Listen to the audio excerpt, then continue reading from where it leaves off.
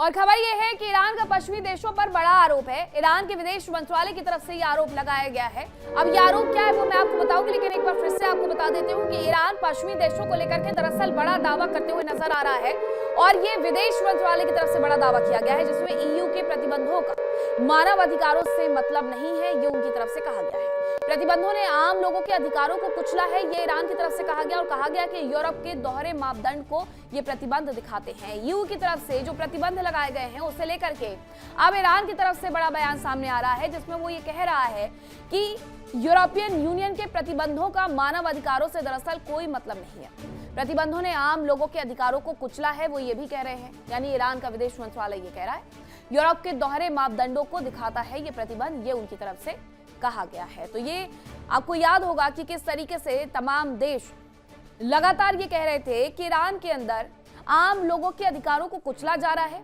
आम लोगों को दबाया जा रहा है, उनकी आवाज को सुना नहीं जा रहा है। और एक बड़े स्तर पर जनवरी में, शुरुआत में 2026 में ही वहां पर एक मूवमेंट देखने को मिला था। सड़कों पर लोग उतर करके अपनी ही सरकार के खिलाफ नारेबाजी करते हुए नजर आ रहे थे, अपने ही यहाँ पर रिजीम चेंज करवाना चाहते थे।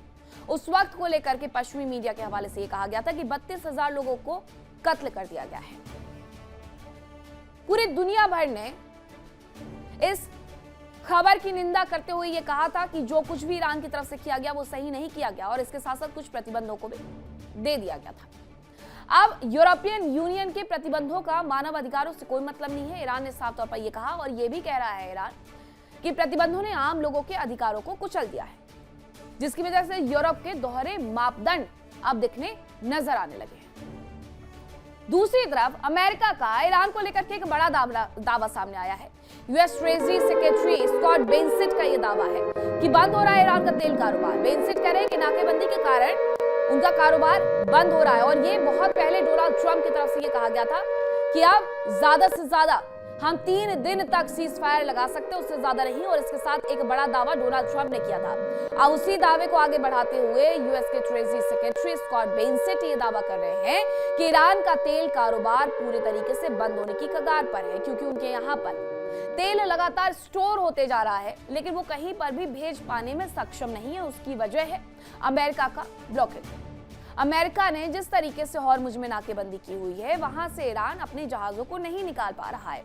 हालांकि कई रिपोर्ट्स दावा करती है कि ईरान को सीधे तौर पर चकमा दे करके बहुत सारे शिप्स वहां से निकले हैं जो अपने साथ क्रूड ऑयल लेकर के गए हैं। लेकिन बेंसेट ये दावा कर रहे हैं, यूएस ट्रेजरी सेक्रेटरी ये दावा कर रहे हैं कि उनका तेल कारोबार बंद होने के कगार पर है, क्योंकि नाकेबंदी की वजह से वो अपना तेल दूसरे देशों तक पहुंचा नहीं पा रहे हैं, स्टोरेज ज्यादा हो गया है।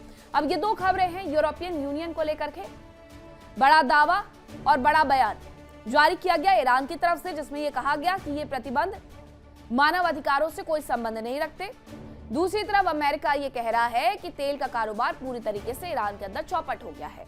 ईरान अपनी अर्थव्यवस्था को बचाने के लिए किसी तरीके से तेल व्यापार के भरोसे ही आगे बढ़ रहा था।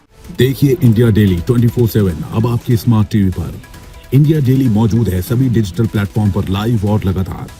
इंडिया डेली 24/7 हर दिन राष्ट्र को समर्पित।